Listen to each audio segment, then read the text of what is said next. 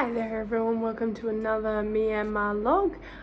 Today is the 15th of February 2020 and we're in Myanmar, I guess. Today was awesome. It was a little bit more focused on training the locals. Sorry, I'm actually going to adjust that. There we go. Training the locals instead of us having straight conversations, because even though we're only here for a short time, we want to leave a long time impact. And yeah, there is a lot more millions of people than we'll ever be able to reach out with. So we need the help of locals, and that one way of doing that is making sure they are fully equipped. So the first conversation we had was with a pair of gals. We're not with more of a personal greeting today. I've been focusing on a little bit more personal, making sure I see the person rather than the religion or the ideal that they stick to and stuff like that. So I asked them their names and stuff like that. They had already actually chatted with someone before. They only really let us know that halfway through though. The biggest issue with them was the idea of accepting the free gift, and they kind of went with the idea that because it was free, that it was worthless to them. And I was like, but the funny thing is, you can't accept the gift. Like, because you have to lay down your pride, you have to lay down your good works, your religion. This is a lot more of a costly gift than I think you realize. And then I also had to demonstrate hell and why hell was eternal. And I did that through talking about, well, I got this from American Gospel. If you take a key and you scratch it against a rock, nothing happens, no one's going to do anything with it. But if you take a key and scratch it against someone's car on the road, they're going to get pretty annoyed, and there's going to be a consequence from that. If you get the same key and you scratch it across a government car, you're going to get in a lot of trouble. Thing is, you're doing the same thing in each of these examples, but who you're doing it against, that authority increases. Same thing with God. Because we're sinning against an eternal God, because we're committing a crime against an eternal God, there is an eternal punishment for it. And so really pleaded with them to reconsider and gave them a Gospel of John. I had a chat with a Muslim woman next. That one went for an hour. She was a little bit older than us. She kept insisting that her good works would save her, but eventually by the end came to understand the Gospel, so praise God for that. She got a Gospel of John, so hopefully she'll read it.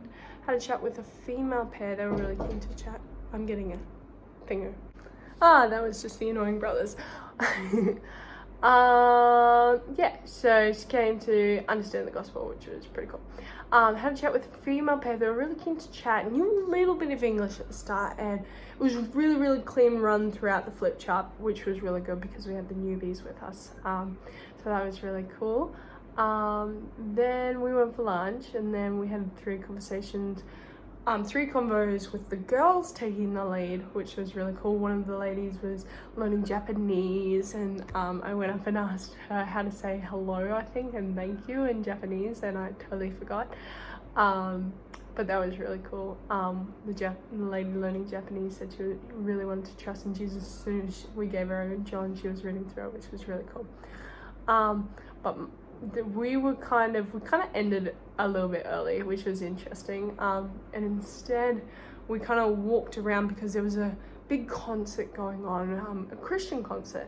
It was all about gender equality, even though Myanmar, to all my knowledge, is pretty much very equal.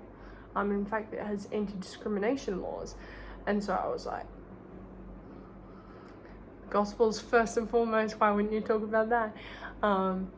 But we were walking around. I got in a conversation with two French Westerners, and they were traveling through and they were traveling around Southeast Asia for the next month or so.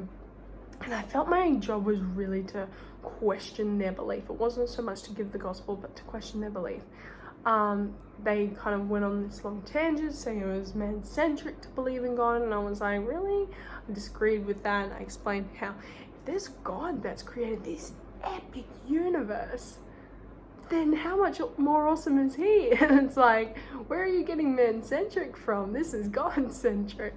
So I really appealed to, at one part I was appealing to different arguments that I could remember on the spot. I need to work on that. And I appealed to the morality argument. They said, I was like, how does humanity get this intrinsic knowledge that lying is wrong, that stealing is wrong, that, you know, murder is wrong? Where do we get that from? It's like this almost universal thing. And they were like, oh, but trees also defend themselves from other species and stuff like that. I was like, really? And they were like, oh, it's scientifically proven. And I was like, but really challenge them to think about it. So please pray for everyone in the video, and thanks for watching.